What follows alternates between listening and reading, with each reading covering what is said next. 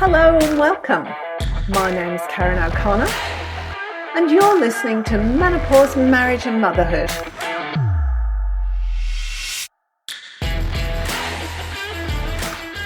Hello and welcome to this week's episode. I'm here today with Pip McKay. Is it McKay or McKay? It's McKay. It's McKay. I'm Scottish. And you are a best-selling author and a pioneer in personal development and life coaching. And you've also created two different modalities, the fields of matrix therapies and archetypal coaching, and which I am so excited to talk about. Welcome, Pip. Thank you so much, Karen. It's absolutely lovely to be here. So tell me a little bit, because what we decided to talk about today, or what you suggested actually, I went, oh my God, that's perfect, is finding love after menopause, and which is a topic that's dear to my heart, I've got to say. So tell me a little bit about what you do and also what you offer people too, I suppose. But talk to me about what it is you do and why you do it. Well, basically, I came from a background where I'd experienced trauma as a child. So I came from a background where I'd had sexual abuse as a child. And as I grew up, my family just sort of put that under the carpet and it wasn't spoken about. It was a family friend. It wasn't a family member. And after that, I was meant to sort of find a way of healing somehow. And I didn't. And so by the time I was 19, that had become a full-blown depression and I didn't really know what to do about it. And so I started to go to rounds of counsellors, and it was good to tell my story, but I didn't really feel that I had a structured way of moving forward in my healing process myself. And in the meantime, that really affected my relationships. And to begin with, I started to find some solutions, and I trained in NLP, which is neuro-linguistic programming, which is a form of personal development and communication skills. But I found it wasn't going deep enough to help me heal. And so I had a 22-year spiritual apprenticeship, and I started to combine what I learned in that apprenticeship with the structures of NLP and life coaching to create new modalities of change that would go really, really deep and help unlock structures that might sabotage our success or structures that might stop us being in relationships. So that's really what we do. We help people clear away the past and live their future and their present with passion and purpose. And we have very specific tools and techniques that help you do that. So one of the things I found in my personal development journey was there was two processes, a very masculine results-driven way of doing personal development and life coaching. And this is no comment in any of those, like Anthony Robbins, DeMartini, that sort of approach. Or there was the sort of very, very spiritual feminine goddess approaches. And I loved both of those things, but they weren't helping me. I felt we needed a marriage between those two and a bit of a middle path that was taking the best, leaving the rest, but the best of the structures along with the nurturing and the depth. And so that's what I came up with, matrix therapies and archetypal coaching, where I was really combining my own spiritual apprenticeship along with better structures to create something that would really hold people at a deep level, but help them get results and not just be meditating without, a result that they were going to have at the end. I really wanted people to heal because that's what I wanted for myself. So that's pretty much what we do. So nowadays what we do is we teach people how to become life coaches, but also we take people through personal development courses, and it's very specific and structured to help them clear away negative emotions, beliefs and influences so that they can move into discovering their passion and purpose in a really clear, structured manner that gets results. It's really interesting, isn't it? Because I think as we get to a certain age, and we've both experienced that or experiencing that, you do kind of wonder, like, what is my purpose and what am I passionate about, particularly I'm not saying particularly, if you've had kids and stayed at home, then it's like, okay, the kids have left, now what? But you might have been in a job that you suddenly go, yeah, this isn't doing it for me anymore. But it's very, very difficult or it was for me, and I know I'm not alone in this, to identify, okay, so what am I passionate about anymore?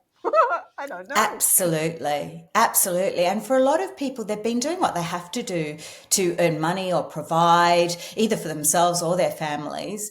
And then they're sort of left with being used to sacrificing their own needs for others. And that's not a good recipe for understanding what makes me happy and what is self-loving for me in a way that still allows me to contribute to others, but in a way that's sustainable and helps me grow and develop as well.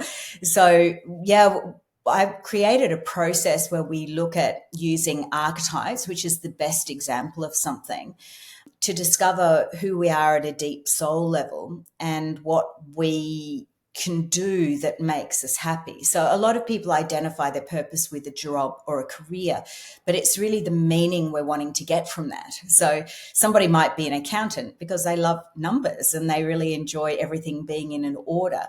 But other people will love accountancy because they like helping people, and they want people to be able to organize themselves out of the chaos they find themselves in. So it's that meaning that really is what lights us up, and meaning is transferable, whereas a job is not. You're either in that job or you're retired or you're doing another job.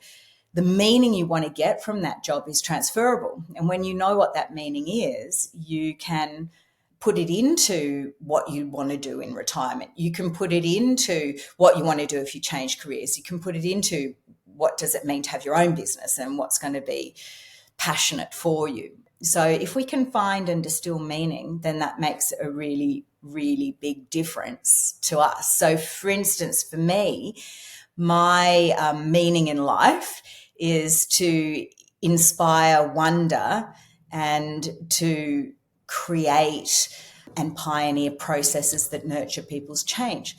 So I can do that in many, many different ways. I don't have to be in the business I'm currently in. I don't have to be doing exactly what I'm doing now in order to do that. I could write a book or I could do a podcast. There's lots of other ways I can get that type of meaning out of my life. So once we can determine that and have great clarity on that, we can transfer it to anything, but we can also dismiss the things that don't make us happy. But for a lot of people, like you said, they don't know that. They don't have that clarity. No, I actually have no idea why I do. I can tell you what I get out of it, but looking at life from that perspective is not something that we do, really. No. Not that we taught to do. We don't know to do it. It's just not what we do. That's exactly right. Usually, correct me if I'm wrong here, but it seems particularly when you've been doing something for a while, we end up doing it in order to pay the bills, in order to, because I don't want to change, Yes. But not in order to provide a satisfaction. Like my mind's blown, to be honest, thinking about it, because it just, looking at life from that perspective and looking at what you're doing or what you might do from that perspective just gives everything a completely different flavour, doesn't it?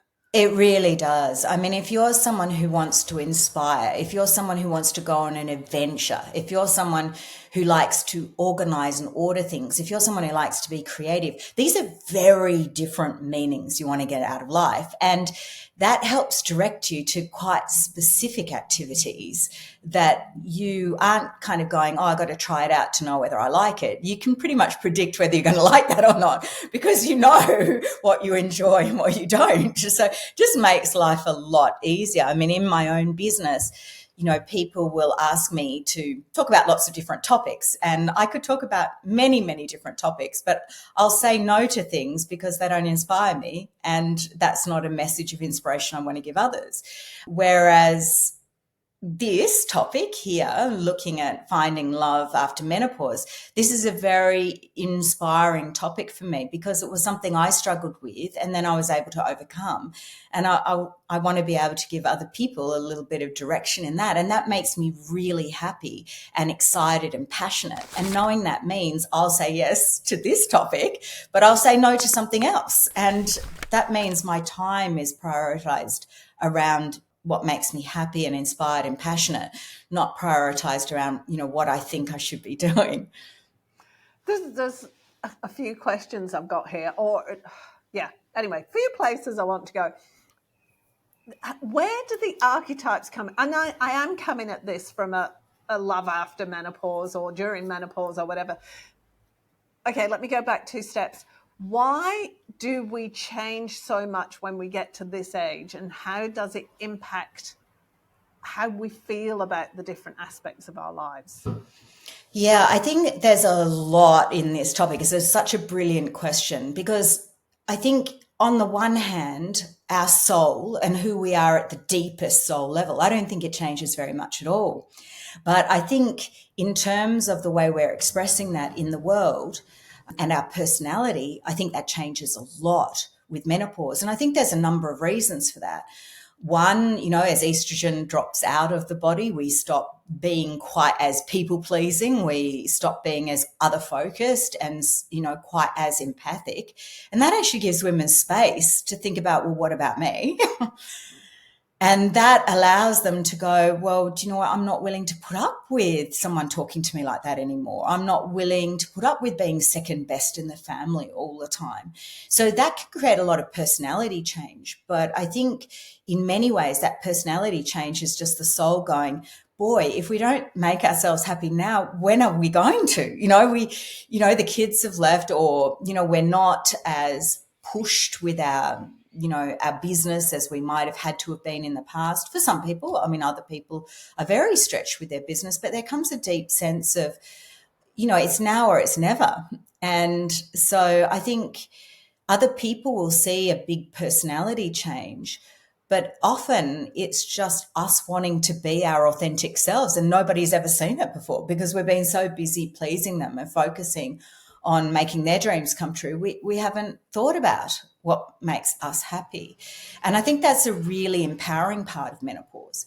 The other part of menopause is the massive hormonal roller coaster, often triggered by the fact that, our adrenal glands are meant to take over from estrogen production. And if we've burnt our adrenals out, which many women have, either through workaholic behavior, constant busyness, or, pleasing others and family responsibilities, they don't have enough adrenaline left for their sex hormones to be compensated.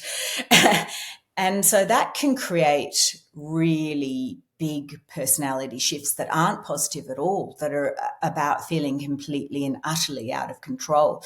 But in some ways, that sense can motivate a lot of women to start looking after their own health and thinking about themselves for the first time, because they can't hold it together for others anymore.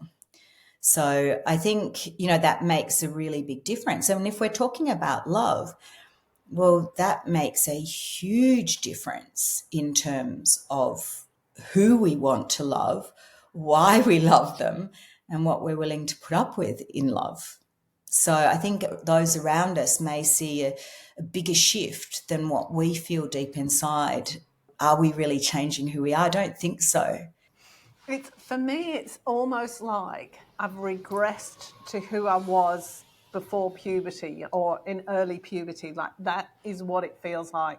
And certainly maybe even a little bit older than that, sort of before I got any of the responsibilities of having to work and, all the rest of it. That's kind of how it feels to me. But to everybody else, they're like, oh my God. And in what way? What way do you see that? What do you mean by that? I suppose there's less, because I've got 4 kids. And so my life has always been about, the kids have got to do this and the kids have got to do that. And the kids, everything's running around the kids. And then to go, I'm over here if you want to talk to me, but I'm pretty busy. And, I've got other things to do. And the kids have been really supportive, but I know that they've gone, oh my God, mum's like, But then at the same time, they've also gone, Mum, you need to take care of yourself. You've got to stop just sitting around waiting for others to give you something to do. Go and do something. What is it you want to do? I started, for example, and I know I'm waffling on a bit here, but I started all of the podcasting and the blogging before that because my eldest son bought me a book, Blogging for Dummies, because he said he couldn't find a book called Blogging for Middle-Aged Women. And we won't say those two things are synonymous. He said, you need to do something with your life, Mum. You know, we're all growing up and leaving home. This is about 10 years ago. And I was just horrified. I've got to say I was horrified because it's such a big shift. And I didn't know who I wanted to be or what I wanted at all. Not at all. And then I was concerned about, well, I obviously don't love them enough. That was the other thing that came up. If I was a good mother and if I loved my family enough and my husband enough, I wouldn't need to find all this to do because I'd just be doing all that. You know, there's all sorts of things. And then more recently, it's a case of I don't know who to be. Yeah, I think that's one of the problems when our identity has become a caregiver, whether one's got children or not, or whether it's just a caregiver in a corporate role. But when our identity becomes that, we feel like we're losing who we are if we're not being over generous, over supportive, codependent, actually. And then we feel like we're losing our identity. And then all of that old programming, which has been picked up from our 1950s mothers about, the guilt of not being a caregiver. And it's so old-fashioned now, and yet that's still running around in our brain because our brain picks up that type of programming from our parents, our grandparents, and it sits there, and then it's like a Trojan horse, and it comes out at these inopportune moments and makes us hesitate about moving forward and thinking about what our empowerment is and what our self-worth is. That's got nothing to do with other people or what their needs are, but to do with us. And even to admit, and I think this is quite common too in European cultures and English cultures, but also in Chinese cultures, Vietnamese cultures, all these different areas that somehow it's selfish to be thinking of oneself. And we really need to see, just like your beautiful children are saying, they're saying, Mum, we'll start to feel guilty that you're not happy and then we'll start to be wanting to look after you if you can't go ahead and find your passion, and they want to free you to do that. And I think for a lot of women, they don't know how to free themselves from that. And I think in many places, the place to start is by clearing out the old baggage. And when that is not sitting on us, it becomes easier to see who we are without that programming, without those negative emotions and beliefs.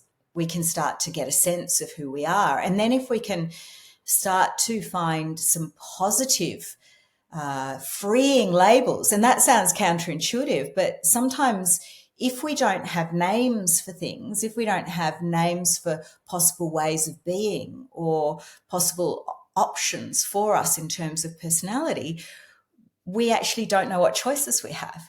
And I think this is where archetypes become a really fantastic way of seeing categories of things that might inspire our interest or pique our passion to start looking at. And once we can categorize that, we can go, okay, I am a creative nurturer, for example. So I am a creative nurturer. So these people, often in what we call the shadow, get caught up in everybody else's needs and looking after everybody else, kind of like a caregiver. But in the light, the creative nurturer is all about creating what you're passionate about, and what you create is an example to others, rather than sacrificing who I am to look after others. It becomes more that case of, well, if I'm a healthy, sustainable, creative being, other people who are attracted to creativity can see that there's another way of being creative. And if I can nurture myself and then still nurture those I care about, but in a sustainable way, well, that's a really wonderful example to others who are caring, because a lot of people who are caring and aren't successful. So then why would you want to be that? Why would you want to follow that as an example? But some people are just that by nature. So to be able to give them examples of how you can be that and still be an empowered woman, like Oprah. Oprah is clearly a generous, caring individual who went through a lot of trauma, a lot of, sexual abuse herself. And she was able to overcome that by surrounding herself with good people and following her own passion. And then she's one of the most influential people of the 21st century. And she can influence so many more people that way than if she'd sacrificed herself and allowed herself to be further abused and further taken advantage of. She's not even going to save the one person she's trying to save that way. All she does is teach other women how to be downtrodden. And I think this is where we've got to shift it around. It's not being selfish at all. It's about being an incredible example for others about how you can be empowered in a caring way, and that how important that is for others and is a better example than the martyred self-sacrificer is. And it's interesting you saying that, because I know myself, as you're talking, I'm going, oh yeah. And this is why I related it back to the teenage years, because I was trying on different ways of being to see if they worked for me, because I just didn't know who it was. Who was I? I just didn't know. Yeah. And that was what fascinated me when I saw your archetypes thing, because it's like, oh, you've then got like a different thing, and you go, yeah, I relate to that one and that one, but not necessarily to that lot. So I'll just try these two on. But it's a much more positive thing as well, isn't it? Because and what's the word I'm looking for? There's less likelihood of a mistake, I suppose, for want of a better expression. Just because you see somebody and you go, oh my gosh, they're really amazing and I want to be like them, but it's nothing like what you actually really are. Absolutely. Don't align with your values. It kind of cuts out that sort of thing, doesn't it? It really does. I mean, in a way, I think the word mistake can be quite a good word. Obviously it can be used as, instead of, we all know mistakes are learning experiences and all of that. But, sometimes you just don't want to learn the same thing over and over and over again. Sometimes you want to learn it and then move on with something that's more evolving for you. And I think this is true. Really, in the end, a mistake just means you mistook something, like you didn't take the thing you wanted, you took something you didn't want instead. And so I think it's a fair enough concept. So, a lot of people do this in wealth creation. They will see a particular person who is very rules-based, very structured, very organized, very into budgeting. And they'll go, well, that's how you make money because that person has been successful. But if you're not like that at all, you've now got to turn yourself inside out, apply a whole lot of restrictive, what feels repressing structures that don't suit you, and then you're not going to stick to it. So that's not going to be a good wealth creation strategy for you. And if you understand that about yourself, it makes it a lot easier to find something. Like a friend of mine, I remember before I knew my archetypes and before I understood anything about archetypes at all, I said to her, oh, I suppose I better start budgeting. And she said, Pip, why don't you find better ways to make more money and then you won't have to budget? And I was just like, oh, that is fantastic. And that's actually what I did. And it worked so much better for me. Obviously, I'm a business owner and I've been a business owner for 23 years. So clearly you have to be able to understand your numbers and, read a spreadsheet. But really, a lot of what I understand about my business is pretty intuitive. So yes, I can understand that, but I don't spend very much time on that. Which creating a budget would take up a lot of time and I would be drained at the end of the day. Whereas thinking about something I could create that's going to inspire people to want to invest with us, that's a lot more energizing, a lot more fun and a lot more like me. So that's really great. On the in the 22 Principles of Success, Love and Happiness, which is the workshop we've got coming up this weekend, we look at each archetype and the type of person and type of qualities that archetype has. And then we look at a very wealthy person who's like that. So, for instance, someone who likes to try lots of different things on, which was what you were talking about there, Karen. We often call that person the innocent adventurer. They often have, they often look or feel younger than they are. They like to go on adventures. They love new things. They love a lot of variety. And so for them, it's quite normal to want to try different things on and to see what suits them and to maybe have a variety of different things on their plate at the same time. And traditionally people would say, well, you've got to just focus on one thing and that's it. And then the person just gets bored and then they can't continue doing what they're doing. But if we look at someone like Richard Branson, who has innocent adventurer, we can see that Peter Pan childlike quality. You know, he's given up his thriving record business to buy an aeroplane. The Virgin Group's got 40 different businesses under its umbrella. And in fact, him having a variety of things allowed his business to succeed through a pandemic where all the planes were grounded. If he had only one business and it was aeroplanes, it wouldn't have been sustainable. It works for him.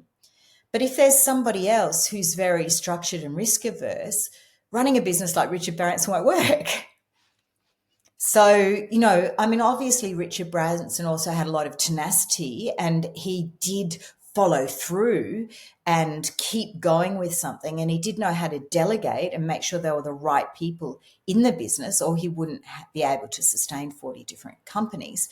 But it just goes to show that whatever lights you up and makes you happy, there is a way of that becoming financially successful if you're modeling the right people and not trying to make yourself someone you're not. That's really fascinating. And I was just going to tie this back to love as well, because that is spectacular what you just said to me then, because you've nailed my personality. I got to be doing something new. And it's one of the reasons why I love doing the podcasting, because I'm talking to new people all the time and I'm sharing them and I'm sharing myself. And it just it's interesting, It's not just me yakking at the screen. It's, I get to do something different. So, and then coming up with the Richard Branson archetype for money, because I have exactly the same thing that you were talking about. A friend who does things and she's organised and she's this, and I feel so inadequate whenever I talk to her. I am so not that. Yeah, exactly. But now it's just a part of the variety of human behaviour, and we just go, well, Mother Nature created all these different personality types, and that enhances the human species. I mean, if everybody is just, very rules-based and methodical, then we would have no entrepreneurship, and that's fine as long as you don't have suddenly an ice age, or you don't need the human race to rapidly adapt. In a rapidly changing world, innocent adventurers are really important and necessary because they can change really quickly, whereas the methodical person doesn't find it easy to change. But if the whole world was innocent adventurers and we didn't have what we call the ruler archetype, the methodical person, then there would be no systems, there would be no structure, and we wouldn't be able to maintain what we have until change is necessary, So it's kind of like Mother Nature knew exactly what she's doing. She's got these different types, and we should be fulfilling our role in that type. If we're trying to be someone we're not, then we're just going to be a second-hand version or a second-rate version of what someone else can do really well. Whereas if we know who we are and we give ourselves permission to be that, we become a first-rate version of who we are. And that's very empowering and powerful. And how does this apply to love? Because it obviously does. There's different archetypes, aren't there? And thinking about it from what we started talking about, how, when you get to menopause, you realise you've gotten into way of being, for want of a different expression, that may not work for you any longer. So we become, in effect, a different archetype to what we naturally are, and we revert archetypes. Is that right? Or Well, I mean, I think we do. I think we try to be someone we're not. And then at menopause, we're like, well, you know, I did sort of feel I had to be that when I was younger, but now I just want to be myself. So it is possible that we might revert, but it's also possible that growing up, who we really naturally were was repressed or wasn't seen as good enough. And this is common with innocent adventurers because parents are trying to calm the exuberance down, you know, speak quieter, you know, not rock the boat quite as much, not be too much, you know, too loud, too big, too whatever. And that's been a piece of programming that lots of women have experienced. That somehow we're not allowed to be that exuberant, out there, loud person, and we're supposed to be quieter. Well, I mean, fortunately, a lot of that type of programming is changing now, but it's still around, and certainly our generation was affected by it. So it may be that we grew up with that already repressed, and that might be part of the reason why we're not sure who we are. Because who we are wasn't considered acceptable by our parents or by our school or whatever. But one of the things that's also interesting about the archetypes is they have a principle and have a secret attached to them as well. And this can also really help us because people who are creative nurturers, which are people who are very loving, nurturing, often will, in what we call the shadow, sacrifice themselves for others.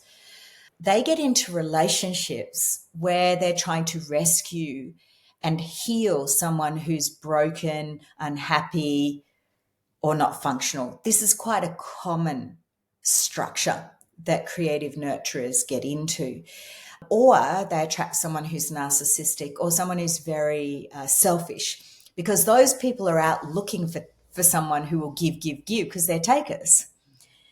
So this is quite a common structure for creative nurturers. As they get older, they're not willing to put up with that any longer. So suddenly there can be a big rocking the boat because all these people who are taking, all these people who always got their needs met, and the creative nurturer was enabling them, supporting them, sacrificing themselves for them. And then the creative nurturer puts their foot down and goes, you know, does some personal development or, you know, read some books or whatever. And they just like put their foot down and go, well, you know, you're a narcissist or you're being really selfish and I'm not willing to put up with this anymore. And then it's just like all hell breaks loose and people are like, well, who are you? And, you know, have you joined a cult or all this sort of stuff? But in actual fact, the person is just simply not even to the middle line of the balance between their needs and other people's needs. They're just, you know, they've just moved a little bit away from enabling at an extreme and they just come this far. And then the other person's kicking up a big stink. And so I say to people, intimate relationship, we should never get into an intimate relationship as if we are someone's mother. And yet so many women, I hear them say, oh, I don't just have 2 children, I've got 3 because my husband is like another child. Well, that's also partly our responsibility. That's because we've got into a relationship and we've caretaken and we didn't set that up right at the beginning, often because creative nurturers think that they're not lovable unless they're giving. They're not lovable unless they're supporting. They're not lovable unless they're peacemaking and giving.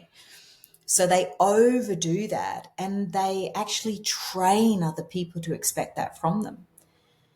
So in many ways, we need to do a weaning process where we don't just suddenly expect because we've changed that this person we've trained into expecting this from us and perhaps even got into a relationship with that expectation is suddenly going to change and the whole dynamic is going to change because we've changed. We need to take responsibility that we were part of the setup.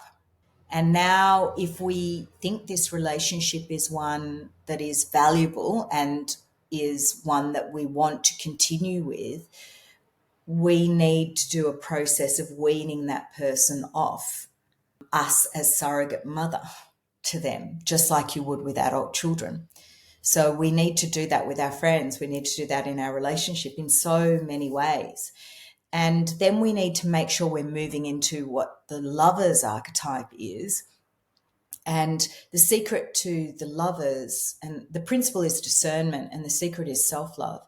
And it's basically saying, if we're thinking about our intimate partner, we need to be discerning about who that person is. We need to stop thinking about what that person needs and instead go, can this person enter into a relationship where they can give as much as they take, where me being involved in that relationship is good for me, is self-loving for me. And that is a mature, interdependent relationship. And that is what all our adult relationships should be.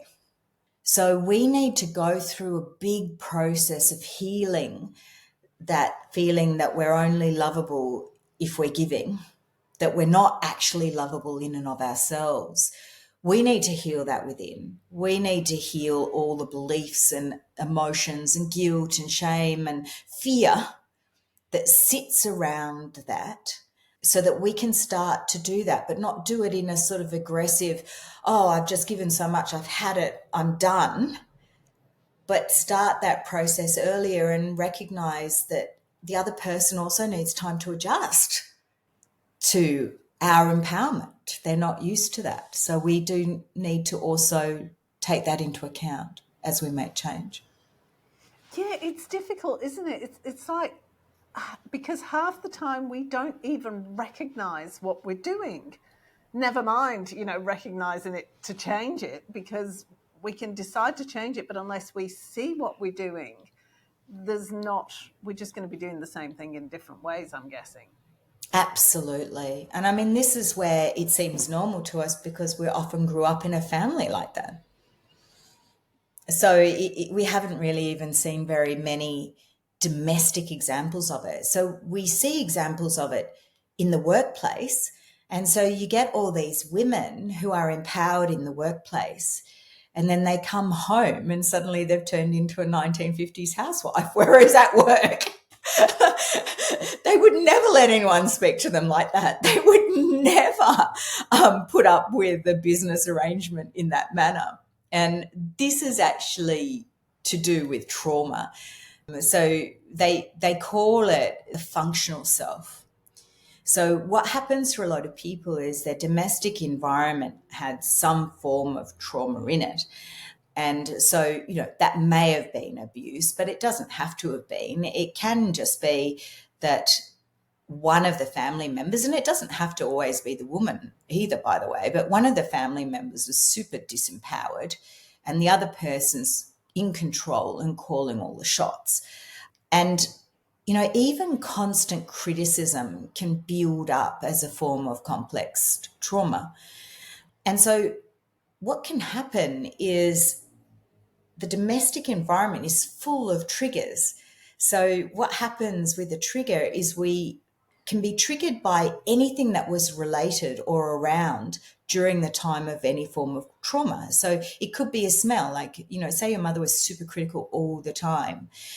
It could be the smell of her perfume. And then, when you smell that smell, you find yourself instantly reacting or instantly becoming disempowered. Or it could be that, your father always wore the colour red, when he came home drunk from a football match or something. And then suddenly the colour red triggers you. But lots of things in the domestic environment can create automatic behaviours because they're triggers. And this doesn't have to be trauma related, although trauma is where we see it the most. This can just be all part of programming. And then what happens is when the person first started a job, this was the first time they were empowered, they could do whatever they wanted. And so there's no triggers, there's no trauma triggers, there's no behavioural triggers at work. So when the person's at work, they're fully empowered. And then they come home and they're not, and they can't understand why. But it's actually because they're getting triggered before they can even think, before they've even got awareness. They're being triggered automatically by their instinctual responses. So we talk about this on the weekend program as well, because this is so powerful. This answers the question of, I don't know why I responded like that. I don't know why I suddenly got angry for no reason. I don't know why I suddenly felt disempowered for no reason. I just froze and I couldn't find the words to say. And then later on, they're up in the middle of the night thinking about it over and over again. And that's because their whole nervous system's only found calm when they were asleep. And now the brain has finally got a chance to process. And then they come up with all the good answers. Well, there's a total explanation and mechanism for why that happens in the brain, and it's all about the way information comes into the brainstem first, which is our instinctual brain, and then goes up to our mammalian brain where our emotions are stored before it even gets to the thinking brain. And this is why we can end up behaving and emoting and reacting before we can think. And so when people talk about awareness is key, that's true, but unless you can get in and disentangle and unlink the triggers, then it doesn't matter if you have awareness, because it'll always be an afterthought. It will be before the trigger or it will be after the trigger, but it won't be during the trigger. And this is why a lot of talking therapies don't work unless they're able to come in and start to unlock the emotional triggers and the instinctual triggers. I'm just like mind blown here. So how do you get down to the emotional and instinctual triggers? Well, you need to have a process that links with the way the limbic system, which is your mammalian brain, and that includes parts of the brain like the amygdala and the hippocampus. So the amygdala is where all your emotions are stored. Your hippocampus is a part of your subconscious mind. It's not even conscious, where the brain makes generalizations to try and make sense of emotions. And this is where beliefs like I'm not worthy, I'm unlovable, I'm not safe, this is where these type of beliefs happen and are created. So they're actually a way that the brain is attempting to go, how can I stop the trigger from happening? Well, if I have a belief that I'm unlovable, well, I won't even try to get into a relationship. And that way I can avoid all these triggers. And then your conscious brain goes, oh, there just aren't any good men out there, or there aren't any good women out there. Or it goes, oh, you can't find a relationship after 50. So then our conscious brain makes sense of what the hippocampus is saying. But the hippocampus is gone, I'm not lovable. You don't even know that you've made that belief, because that's still in your subconscious mind. It's just trying to make sense of emotions and trying to avoid negative emotions and triggers. Then your conscious mind's like, how come I can't find anyone? Here I am, I'm 50, I've done lots of work on myself, I've got lots of wonderful things to offer, but I'm still single. Oh, well, there mustn't be any good men out there. Oh, I'm too old too. And that's the conscious mind trying to make sense of why this belief. But this belief is actually designed to stop you finding anyone so that you don't end up getting triggered or possibly hurt by a relationship because old pain has not been resolved. So now the hippocampus creates this belief to get you to avoid the entire situation. But it doesn't have to be just about getting into a relationship. It happens in long-term relationships too. So what can happen is the hippocampus goes, well, I'm just not worthy of anyone's time. So then you can't become consciously aware of there's no point asking this person to do the washing up, or there's no point in asking this person to do more domestic tasks because they're not going to anyway. But that's covering a belief that's going, I'm not worthy of help, or it's my job or my role to do this. So if I kind of have a belief, oh, well, they're not going to anyway, just give up on that, then I can avoid a whole area of arguments and trouble. But I'm not training anybody. I'm continuing to always having to do everything. And then I catch myself saying to myself, why do I always have to do everything? I can never get any good help. So we need to be able to, first of all, start to, hear those beliefs and go, that belief is not what's really causing the problem. That is just my excuse for not engaging. And it might be a good excuse, but it's my excuse for not finding a more creative solution to the problems I'm facing. So I have to find a way of going, what's the belief underneath? Because that's what I need to heal. And you need to be able to use language and use a process that uses visualizations, because the amygdala, or the emotional brain, it responds to your five senses. So not just talking and intellectualizing, that won't help, because it's not a talking, intellectualizing part of your brain. Only your neocortex and your frontal lobe are that. And that's not where these emotions and beliefs are stored. So when I created matrix therapies, it was all about finding language that helped you engage this deeper part of the brain, and finding language that helped to create pictures, or to create feelings, or to create a sense that would appeal to this deeper part of our brain, to our animal brain. So you can use that type of language, and you can find language that will appeal to that and will help that part of ourselves discover, when did I get this belief, and help you unlock that belief. So it is a process. So we have, in our work, we have specific scripts that have language that appeals to that part of the brain. And then in terms of the instinctual brain, a lot of the time when you work with this language, and you do this emotional stuff, it's part of the reason why we work with archetypes, because archetypes are a picture, and that appeals to that part of the brain. But it's a picture that has symbols in it that appeal to the emotional part of your brain, that appeal to symbols, which are all the language of the subconscious mind. But we also work with a herd of horses in our longer programs, and we have a set of retreats where we do horse whispering, horse coaching, and horse meditation, because horses are very driven, yes, by their emotions, but also by their instincts.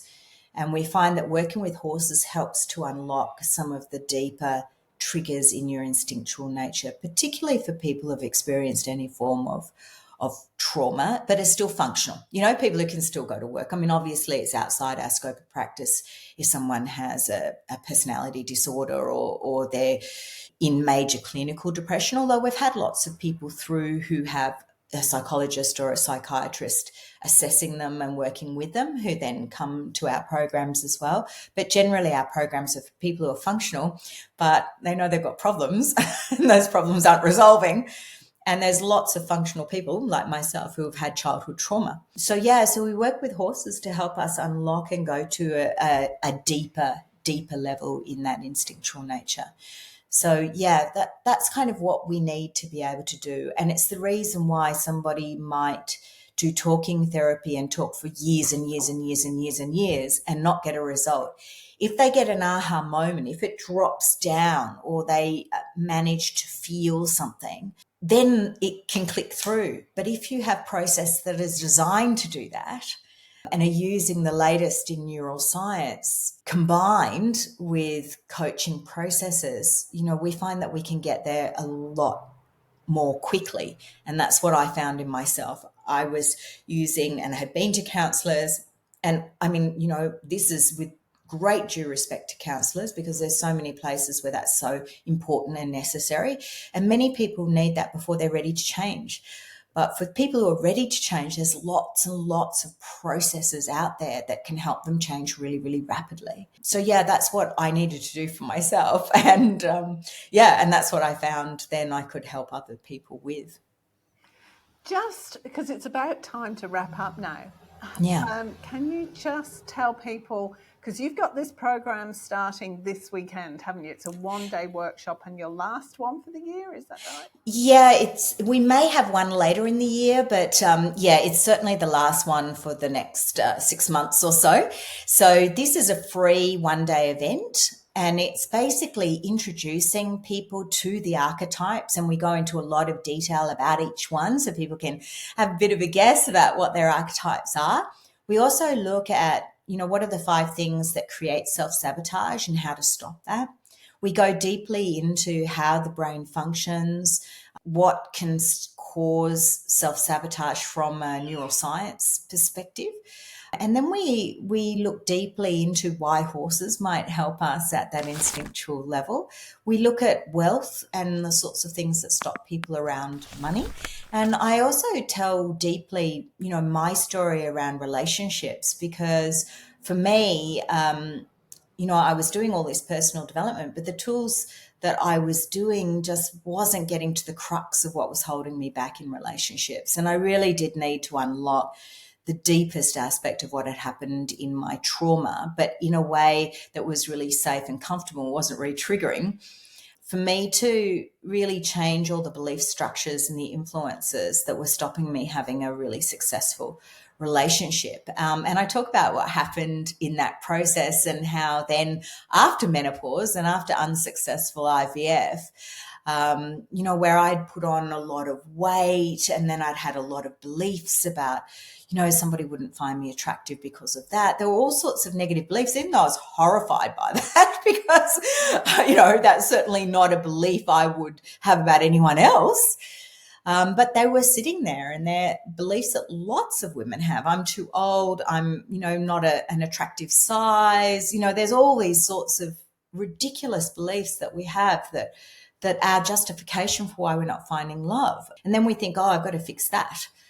Rather than, hey, maybe I need to look at the beliefs and the emotions that are holding me back and heal that deep inside, and the rest will follow. And so, so I do tell that story as well, and how then I met my husband, and, we have just the most magnificent relationship, and it's coming up for a decade now that we've been together. I go through that story and what I needed to discover inside myself and what I needed to change, particularly as that caring, creative, nurturer type person, to really shift the type of relationships I was attracting to myself. So it's one day, it's completely free. It's our way of giving back. It's also our way of introducing people to our longer programs as well. So this is a win-win, so that, we can give it to freely to as many people as possible. But at the same time, those who want to really dig deep and go on that transformational journey can also discover and find out more information at that one-day event. But there's so much value, even if people don't want to come on the longer journey. There's so much value in that one-day event.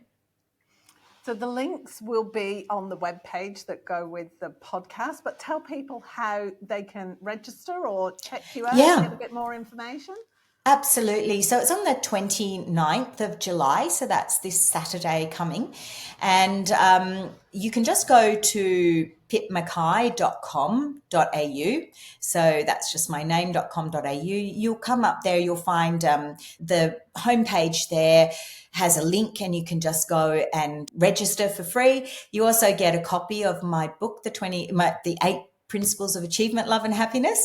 So you get a free copy. It's a full book that you get as well, and there's a workbook and everything that goes along with that. If for some reason you can't make that date, just register for our newsletter. We don't bombard you like some people do. It's only, once a month unless a program's coming up, and then we might remind people about programs. So there's lots of information on the website.